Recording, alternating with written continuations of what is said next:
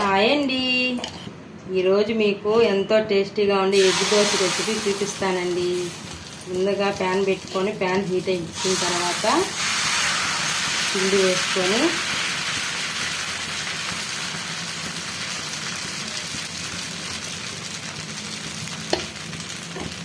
పైన కొంచెం కారం వేసుకోవాలండి.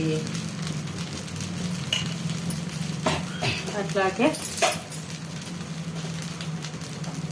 ఎగ్గు కొట్టేసేసుకోవాలండి. కొంచెం చట్నీ కూడా వేసుకోవాలండి. బాగా దోశ అంతా ఇలాగా రెడ్ అయిపోవాలండి. ఇదంతాను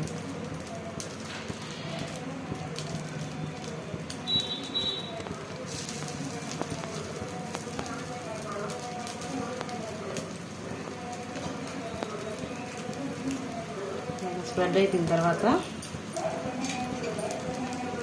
కొంచెం ఆయిల్ వేసుకోండి. ఆయిల్ కొంచెం ఎక్కువ వేసుకోవాలండి.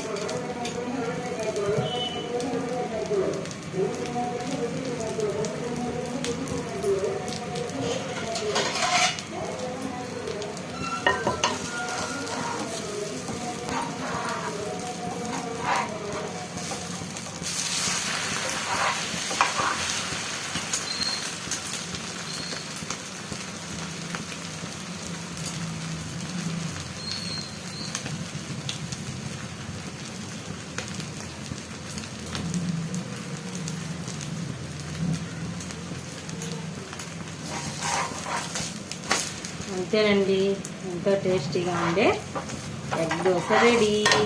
అంతేనండి, ప్లేట్లో సర్వ్ చేసుకొని అందులో కొంచెం కారం, కొంచెం చట్నీ